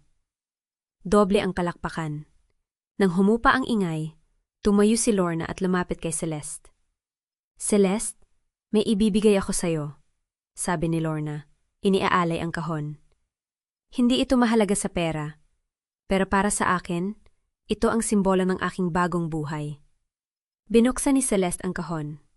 Sa loob ay isang simpleng brass na pulse, as na may nakaukit na salita. Tatag. Ginawa ko ito sa workshop na itinuro ninyo, paliwanag ni Lorna. Tatag. Ito ang natutunan ko dito. Na kahit anong hampas ng buhay, kaya kong tumayo ulit. Gusto kong isuot mo ito para maalala mo na hindi ka nag-iisa sa laban na ito. Bawat babaeng natutulungan mo, kasama mo. Napahawak si Celeste sa pulseras. Ramdam niya ang bigat nito. Hindi sa timbang, kundi sa kahulugan. Isinuot niya ito sa kanyang kanang pulso. Salamat, Lorna, sambit niya. Ang boses ay may bahid ng pagkaantig. Hindi ko ito tatanggalin. Samantala, sa kabilang dulo ng syudad sa isang maliit na apartment sa may Tondo, nagising si Darius sa tunog ng tumutunog na alarm ng kanyang lumang cellphone. Ang silid ay maliit, mainit, at may amoy ng mamasa-masang dingding. Ang electric fan sa sulok ay halos hindi na gumagana, umiikot ng may kakaibang ingay. Napahilamos siya ng mukha at tumingin sa kisame. 3 buwan na siyang walang trabaho. Ang kanyang mga dating kasosyo sa negosyo ay hindi na sumasagot sa kanyang mga tawag. Ang kanyang pangalan ay nawasak. isang paksa ng tsismis sa mga sosyal na pagtitipon, isang halimbawa ng pagbagsak ng isang taong umasalamag sa yaman ng kanyang asawa. "Bangon na!" sigaw ni Corazon mula sa labas. Ang kanyang ina ay nakatira na rin sa maliit na apartment na ito dahil hindi na nila kayang magbayad ng renta sa kanilang dating bahay. "May interview ka ngayon, di ba?" Tumayo si Darius at isinuot ang kanyang tanging natitirang plant, sadong damit, isang puting polo na kupas na sa suot. Tiningnan niya ang sarili sa salamin. Ang kanyang mukha ay payat, may mga kulubot na hindi naroroon nung nakaraang taon. Ang kanyang mga mata ay walang ningning. 10:00, sagot niya. Sa isang logistics company sa Binondo. "Magdasal ka na lang na tanggapin ka," sabi ni Corazon, nakaupo sa lumang sofa na may butas sa gilid. "Kailangan natin ng pera. Hindi na ako makakaasa sa mga kaibigan kong nangako noon." Napakuyom ang kamao ni Darius. "Ang dami mong sinasabi, ma. Alam ko na. Huwag kang magagalit sa akin." "Sino bang nagsabi sa'yo na huwag mong pahawalan si Celeste? Sino bang nagsabing tama ang pakikipagrelasyon mo sa babaeng yon? Ako ba? Hindi. Ako ang nagsabi sa'yo na alagaan mo ang asawa mo. Ngunit hindi mo ako pinakinggan." "Tumigil ka na!"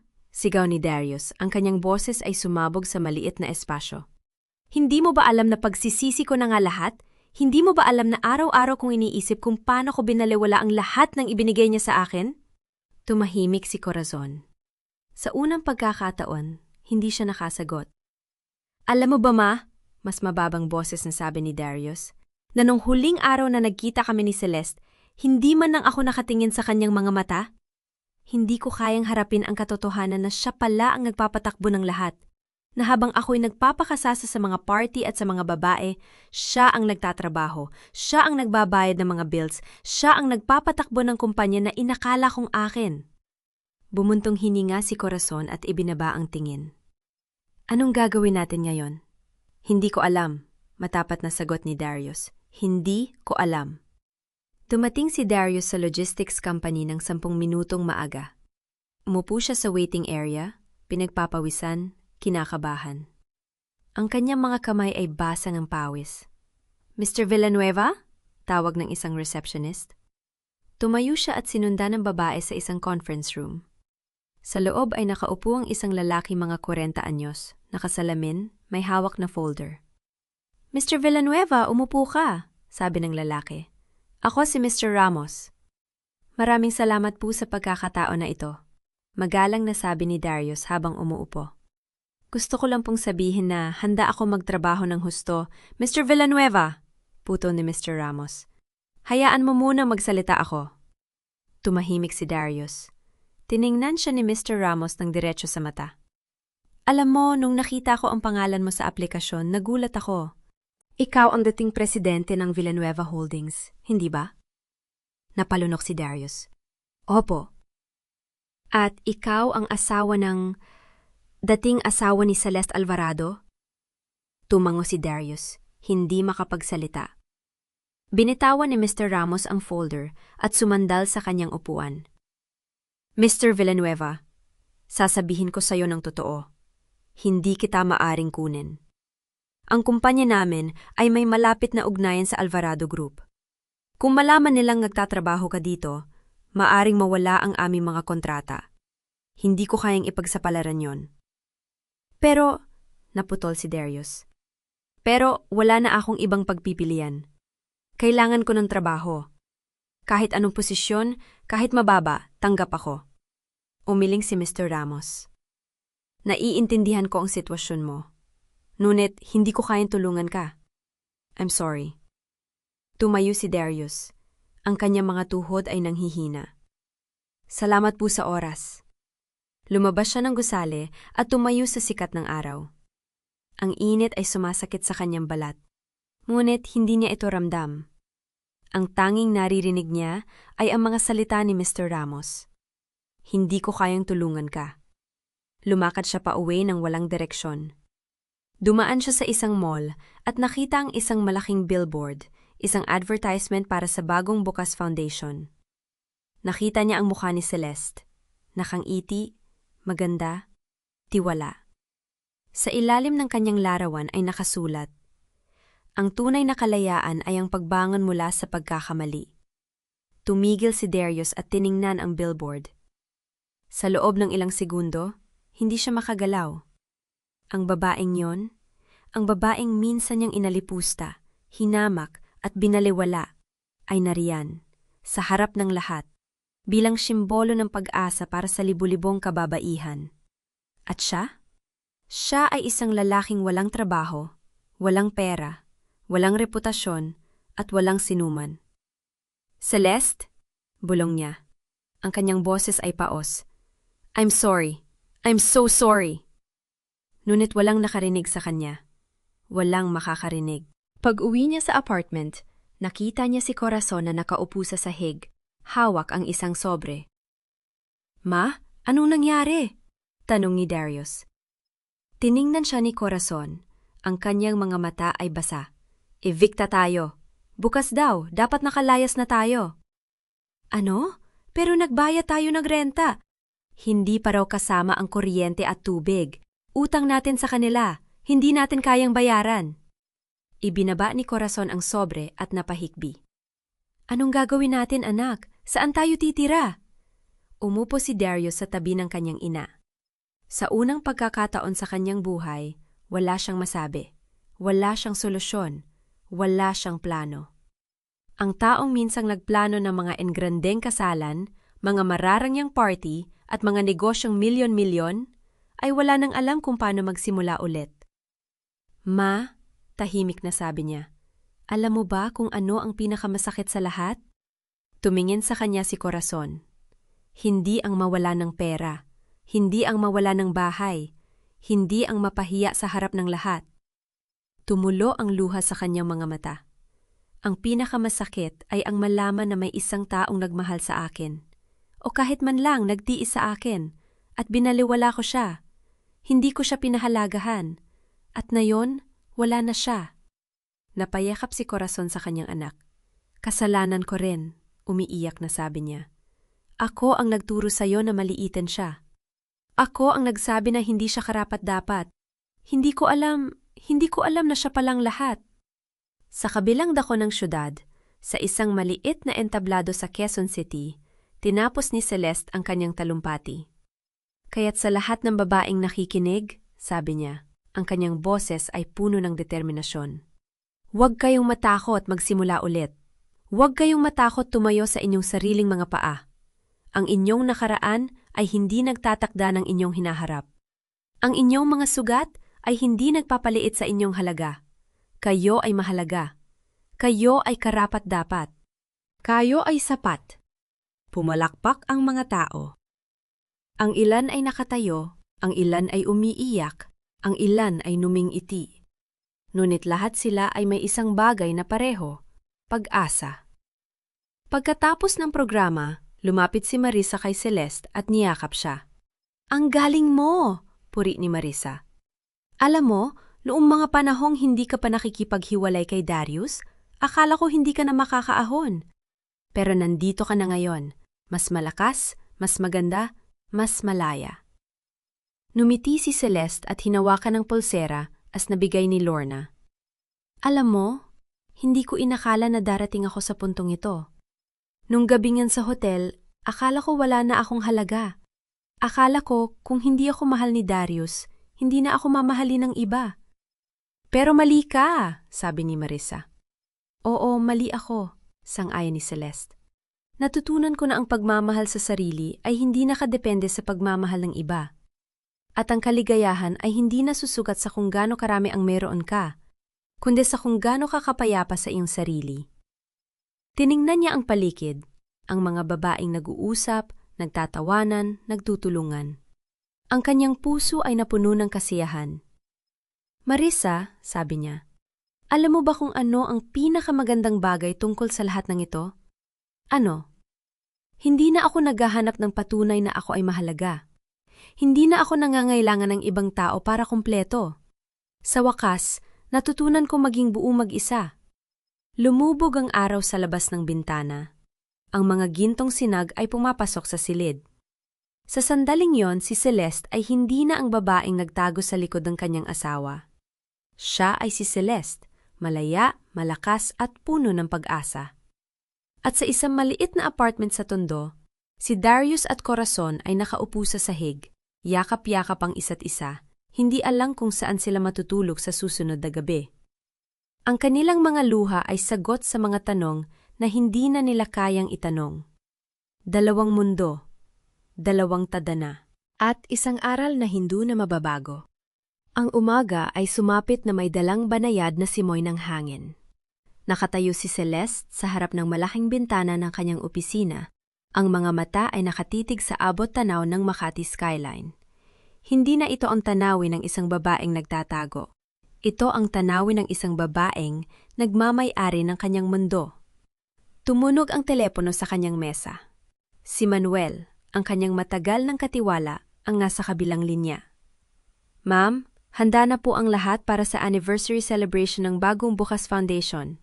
Nasa venue na po ang mga panauhin. Salamat, Manuel. Pababa na ako. Isinaro niya ang tawag at tiningnan ang sarili sa salamin. Simple lang ang suot niya. Isang puting damit na may banayad na disenyo, hindi mamahalin ngunit puno ng dignidad. Hindi na niya kailangang magpanggap na iba. Hindi na niya kailangang magsuot ng maskara para sa sinuman. Pagbaba niya sa lobby ng hotel, sinalubong siya ng mga ngiti at pagbati. Ang mga mukhang dating nagdududa sa kanya ay puno na ngayon ng paggalang. Ang mga babaeng dating nagtatawanan sa kanyang likuran ay nakatayo na ngayon sa harapan, nakikinig sa bawat salitang kanyang binitiwan. Sa entablado, tumingin siya sa mga taong nagtipon, mga donor, mga kasamahan, mga benepisyaryo ng foundation. Sa unang hanay, nakita niya ang mga babaeng iniligtas ng Bagong Bukas mula sa pinansyal na pang-aabuso. Ang kanilang mga mata ay kumikinang sa pag-asa. Mga minamahal kong kaibigan, simula niya, ang boses ay kalmado, ngunit puno ng damdamin. 1 taon na ang nakalipas mula nang itatag natin ang Bagong Bukas Foundation. 1 taon ng paghilom, pagbangon at pag-asa. Huminto siya. Iniisip ang mga salitang susunod. Hindi ito isang talumpating isinulat para humanga. Ito ay isang talumpating nagmumula sa puso. Noong ako ay nasa pinakamababang punto ng aking buhay, natutunan kong ang tunay na lakas ay hindi nasusukat sa kayamanan o kapangyarihan. Ito ay nasusukat sa kakayahang bumangon kahit na ang mundo ay tila bumagsak na sa iyong paanan. Sa nakaraang taon, nakita ko ang mga babaeng katulad ko. Mga babaeng inabuso, minamaliit at itinapon. Ngunit ngayon, nakatayo sila dito, buo at malaya. Pumalakpak ang mga tao. Sa likod ng entablado, nakita niya ang ilang mga benepisyaryo na umiiyak. Hindi sa lungkot, kundi sa kagalakan. Ang Bagong Bukas ay hindi lamang isang foundation. Ito ay isang pangako, na walang babaeng dapat mamuhay sa takot, na walang babaeng dapat magtago ng kanyang tunay na pagkatao para sa sinuman. Patuloy tayong lalaban para sa hustisya, para sa pagkilala, at para sa kalayaan ng bawat Pilipinang babae. Pagkatapos ng programa, nilapitan siya ng isang batang babae. Mga 25 taong gulang, may dalang isang maliit na sobre. Ma'am Celeste? Mahiyain itong sabi. May nag-abot po nito kanina. Hindi ko po nakita kung sino pero sinabi niyang sa inyo lang po ibibigay. Kinuha ni Celeste ang sobre. Ang pangalan niya ay nakasulat sa sulat kamay na pamilyar. Isang sulat kamay na minsan niyang nakita sa mga dokumento ng kasal, sa mga kontrata, sa mga tala ng isang buhay na dati niyang kasama. Darius. Tiningnan niya ang sobre ng ilag sandali. Ang mundo ay tila tumahimik sa kanyang palikid. Dahan-dahan niyang binuksan ito. Ang mga daliri ay bahagyang nangiinig. Celeste, alam kong hindi ko karapat-dapat na humingi ng tawad sa iyo. Alam kong ang mga salitang ito ay walang halaga kumpara sa mga sugat na aking idinulot. Ngunit, kailangan kong isulat ito hindi para sa iyo, kundi para sa akin, upang aminin sa aking sarili ang mga pagkakamaling hindi ko na kayang itanggi. 7 taon kitang binaliwala. 7 taon kong itinago ang iyong halaga dahil sa aking kayabangan at takot. Hindi mo ako kailanman minahal. Alam ko yon. Ngunit hindi yon nangangahulugan na dapat kitang abusuhin. Hindi yon nangangahulugan na dapat kong gawing impyerno ang iyong buhay. Nawala ko ang lahat. Ang kumpanya, ang reputasyon, ang aking ina. Hindi ko nawala ang aking ina. Nasa tabi ko pa rin siya. Kapwa namin natutunan ng aral na huli na para sa amin. Ngunit ang pinakamalaking pagkawala ko ay ang aking sarili. Ang taong dapat sana ay naging ako kung hindi ko pinili ang kasakiman. Hindi ako humihingi ng sagot. Hindi ako humihingi ng kapatawaran. Nais ko lamang malaman mo na ang iyong pagbangon ay naging aral sa akin na sa kabila ng lahat ng sakit na aking idinulot, may natutunan akong bagay na hindi ko kailanman inakalang matututunan ko. Ang tunay na kahulugan ng pagpapakumbaba. Mabuhay ka ng malaya, Celeste. Ipagpatuloy mo ang iyong ginagawa. Ang mga babaeng iyong tinutulungan ay masuwerte na mayroon kang katulad. Tiningnan ni Celeste ang sulat ng mahabang panahon. Ang mga mata ay nanatiling tuyo. Hindi dahil wala siyang nararamdaman, kundi dahil natutunan na niyang magpatawad sa pamamagitan ng pagpapaalam. Dahan-dahan niyang tinupi ang sulat at ibinalik sa sobre. Hindi niya ito itinapon. Hindi yon ang kanyang paraan. Sa halip, inilagay niya ito sa isang drawer ng kanyang mesa, kasama ng iba pang mga alaala ng isang buhay na hindi na niya babalikan. Hindi siya sasagot. Hindi dahil sa galit, kundi dahil ang kanyang katahimikan ay ang kanyang sagot. Isagot na nagsasabing siya ay nagpatuloy na, at ang kanyang kapayapaan ay hindi na nakasalalay sa mga salita ng iba. Lumipas sa mga linggo. Ang bagong Bukas Foundation ay patuloy na lumago. Ang mga bagong benepisyaryo ay dumating, ang mga bagong programa ay inilunsad, at ang mga bagong buhay ay nabago. Ngunit sa likod ng lahat ng ito, may isang bagay na mas mahalaga kaysa sa anumang tagumpay. Ang kapayapaang natagpuan ni Celeste sa kanyang sarili. Isang hapon, habang naglalakad siya sa isa sa mga training center ng foundation, nakita niya ang isang babaeng nakaupo sa sulok umiiyak. Lumapit siya at umupo sa tabi nito. "Okay ka lang?" tanong niya. Ang boses ay malambot. "Ma'am Celeste?" humikbi ang babae. "Paumanhin po. Hindi ko po dapat ipakita ito. Dapat po akong maging matatag." Nuumiti si Celeste. Ang mga mata ay puno ng pangunawa. Walang dapat ikaya sa pag-iyak.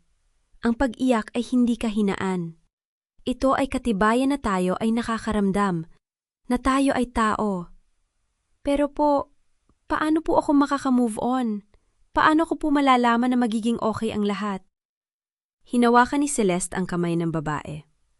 "Hindi ko sasabihin sa'yo na madali ito. Dahil hindi. Sasabihin ko lamang sa'yo na posible. Nung akala ko ay wala na akong pag-asa, may natagpuan akong lakas na hindi ko alam na nasa akin. At kapag dumating ang araw na yon, ang araw na mararamdaman mong muli ang liwanag, makikita mo na ang lahat ng paghihirap ay may katuturan." Tumingin sa kanya ang babae. Ang mga luha ay dahan-dahang natutuyo. "Paano po ninyo nalaman, ma'am? Paano ninyo nalaman na kaya ninyong bumangon?" Natutunan ko ang pagbangon ay hindi isang malaking sandali. Ito ay isang serya ng maliliit na hakbang. Isang umaga na nagising ka at piniling kumain. Isang araw na piniling lumabas ng bahay. Isang sandali na piniling maniwala na mayroon pang magandang darating. At isang araw, titingnan mo ang iyong sarili at mapagtanto na hindi ka na ang taong dati. Ikaw ay mas malakas, mas matalino, mas buo. Tumango ang babae. Ang mga mata ay may bagong liwanag. "Salamat po, Ma'am Celeste. Salamat po sa pagpapakita sa akin na posible." Nang maglakad si Celeste palayo sa training center, ang araw ay papalubog na sa abot tanaw. Ang langit ay pininturahan ng kulay kahel at lila. Isang tanawin na minsan ay tila malungkot sa kanya, ngunit na yon ay tila puno ng pangako. "Ma'am Celeste!" Isang boses ang tumawag sa kanya. Lumingon siya at nakita si Aling Baby, isa sa mga una benepisyaryo ng foundation na may dalang isang basket ng mga prutas. "Para po sa inyo ito," nakangiting sabi nito. "Galing po sa aming lahat. Hindi po ito kalakihan, ngunit gusto po naming ipakita ang aming pasasalamat." Hindi ninyo kailangan, Aling Baby. Alam ko po, ngunit gusto po namin. Nung wala na akong pag-asa, kayo po ang nagpakita sa akin na meron pa ring mabuti sa mundo. Ang maliit na ito ay walang katumbas sa kabutihang ginawa ninyo sa akin. Yumakap si Celeste kay Aling Baby. Ang mga mata ay namumula. Hindi ito ang luha ng lungkot. Ito ang luha ng kagalakan, ng pagkilala, ng isang buhay na may kahulugan. Nang gabing yon, nakaupo si Celeste sa kanyang apartment, hindi ang marangyang mansyon na minsan niyang tinitirhan, kundi ang simple at mapayapang tahanan na kanyang pinili. Sa kanyang mga kamay ay isang lumang photo album. Ang mga pahina ay puno ng mga alaala. Nakita niya ang litrato ng kanyang kasal. Ang kanyang batang mukha, puno ng pang-arap at pag-asa. Ang lalaking katabi niya ay nakangiti, ngunit ang mga mata ay walang init. Patawad, bulong niya sa litrato. Patawad sa babaeng hindi ko kayang protektahan noon. Ngunit hindi na kita pababayaan. Isinara niya ang album at inilagay ito sa isang kahon. Hindi niya ito itatapon. Bahagi ito ng kanyang kwento. Ngunit hindi na nito kontrolin ang kanyang hinaharap. Lumipas ang mga buwan. Ang Bagong Bukas Foundation ay nagdiwang ang ika-2 anibersaryo nito. Sa pagkakataong ito, mas maraming tao ang dumalo. Mga donor mula sa iba't ibang panig ng mundo, mga opisyal ng gobyerno, at higit sa lahat, daan-daang mga babaeng ang buhay ay nabago. Si Celeste ay nakatayo sa entablado. Ang kanyang mga mata ay tumitingin sa mga tao. Hindi na siya ang babaeng nagtatago sa likod ng kanyang asawa. Hindi na siya ang babaeng tahimik na nagdurusa sa mga sulok ng isang marangyang tahanan. Siya ay si Celeste Alvarado, ang babaeng bumangon mula sa abo, ang babaeng nagbigay ng boses sa mga walang boses, ang babaeng natutong maging buo mag-isa. Sa lahat ng mga babaeng naririto ngayon, wika niya, ang boses ay malinaw at puno ng pag-asa. Nais kong sabihin sa inyo na ang inyong kwento ay hindi natatapos sa inyong paghihirap. Ang inyong kwento ay nagsisimula sa araw na pinili ninyong bumangon, at ako, bilang isang babaeng nakaranas ng parehong sakit, ay nangangako sa inyo. Hindi ko kayo iiwan. Hindi ko kayo pababayaan. Magkasama tayong lalaban, magkasama tayong babangon, at magkasama nating itatayo ang mundong nararapat sa atin. Pumalakpak ang mga tao, ngunit ang palakpakan ay hindi ang dahilan kung bakit mumiti si Celeste. Ang dahilan ay ang mga mukha ng mga babaeng nakatingin sa kanya. Ang mga mukha na minsan ay puno ng takot at pagdududa, ngunit ngayon ay puno ng pag-asa at determinasyon. Pagkatapos ng programa, lumabas si Celeste sa harden ng venue. Ang mga bituin ay kumikislap sa kalangitan, ang hangin ay malamig at presko. Tumayo siya roon ng ilang sandali, hinihigop ang kapayapaan ng gabi. Ma'am Celeste? Isang batang babae ang lumapit, ang anak ni Aling Baby, mga 10 taong gulang. Oo, anak? Totoo po ba na kayo ang pinakamayamang babae sa Pilipinas? Napag-iti si Celeste. Hindi ko alam kung ako ang pinakamayaman, anak, ngunit alam ko na ako ay mayaman sa paraang hindi nasusukat ng pera. Mayroon akong kapayapaan, mayroon akong layunin, at mayroon akong mga taong nagmamahal sa akin. Gusto ko pong maging katulad ninyo paglaki ko, nakangiting sabi ng bata. Hindi mo kailangang maging katulad ko, anak. Kailangan mo lamang maging katulad ng iyong sarili, ang pinakamahusay na bersyon ng iyong sarili. At kapag dumating ang araw na yon, makikita mo na ikaw ay mas malakas kaysa sa iyong inaakala. Niyakap siya ng bata at sa sandaling yon nadama ni Celeste ang isang bagay na hindi niya naramdaman sa loob ng maraming taon.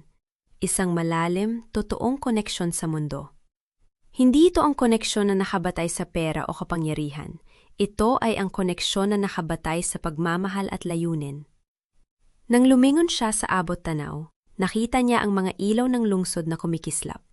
Ang parehong lungsod na minsan ay tila isang kulungan ay tila isang mundo ng mga posibilidad na ngayon. Celeste, bulong niya sa sarili. Nagawa mo ito. Hindi ito isang tanong, ito ay isang pahayag, isang pagkilala sa kanyang paglalakbay, sa kanyang pagbangon, sa kanyang tagumpay. At habang ang mga bituin ay patuloy na kumikislap sa kalangitan, si Celeste Alvarado ay tumayo roon, malaya, buo, at puno ng pag-asa para sa hinaharap. Hindi na niya kailangan ang pagkilala ng iba. Hindi na niya kailangan ang pag-apruba ng sinuman. Ang kanyang kwento ay hindi na tungkol sa pagtakas mula sa isang mapang-abusong kasal. Ito ay tungkol sa pagtatayo ng isang buhay na puno ng kahulugan. Isang buhay na nagbigay sa inspirasyon sa iba. Isang buhay na nagpatunay na ang tunay na tagumpay ay hindi nasusukat sa yaman, kundi sa bilang ng mga buhay na iyong nahawakan. At sa isang maliit na apartment sa Tondo, si Darius ay nakaupo sa tabi ng bintana. Hawak ang isang lumang litrato. Ang kanyang mga mata ay basa, ngunit ang kanyang puso ay tahimik. Hindi na ito puno ng galit o panghihinayang, kundi ng pagtanggap. Magaling ka, Celeste, bulong niya. Mas magaling ka kaysa sa akin. Mas magaling ka kaysa sa inakala kong posible. Sa tabi niya, si Corazon ay natutulog sa isang lumang upuan. Ang kanyang mga kamay ay nakakapit sa isang kumot na puno ng mga tagpi. Hindi na siya ang babaeng mapagmataas na minsang nagmaliit sa kanyang manugang. Siya ay isang matandang babae na natuto ng aral na huli na. Ma? Tawag ni Darius, ngunit hindi ito gumising. Paumanhin! Paumanhin sa lahat ng pagkakamaling nagawa natin.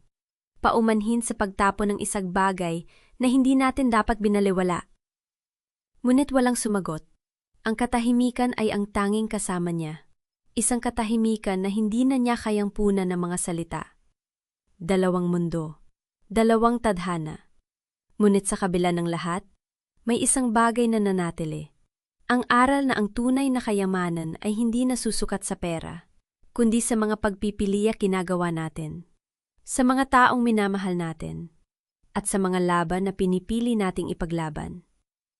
At si Celeste Alvarado, ang babaeng minsang itinapon at minamaliit, ay tumayo sa kanyang sariling liwanag. Hindi bilang isang biktima, kundi bilang isang mananakop. Hindi bilang isang anino, kundi bilang isang araw. Ang kanyang kwento ay hindi natapos sa paghihiganti. Ito ay natapos sa pagpapatawad, sa pagbangon at sa pag-asa. At iyon, higit sa lahat, kaya pala, ganun pala talaga ang takbo ng buhay. Minsan, kailangan nating dumaan sa pinakamadilim na bahagi ng umaga para tuluyang pahalagahan ang pagsikat ng araw. Mula sa isang babaeng nagtago sa sariling anino, si Celeste ay naging liwanag na ngayon ang nagsisilbing gabay sa iba pang mga kababayhang nakararanas ng parehong pighati na kanyang naranasan. Hindi nagtapos ang kwento sa pagbagsak ni Darius at Corazon ni sa paghihiganti na maaaring inaasahan ng marami. Sa halip, natapos ito sa mas marangal na paraan, sa pagpapatawad na hindi para sa kanila, kundi para sa sarili ni Celeste. Sa pagbangon na hindi lamang para sa kanyang sarili, kundi para sa bawat babaeng natutong manahimik dahil sa takot. Ang tunay na tagumpay ay hindi nasusukat sa kayamanang naipon, kundi sa mga pusong naantig at mga buhay na nabago.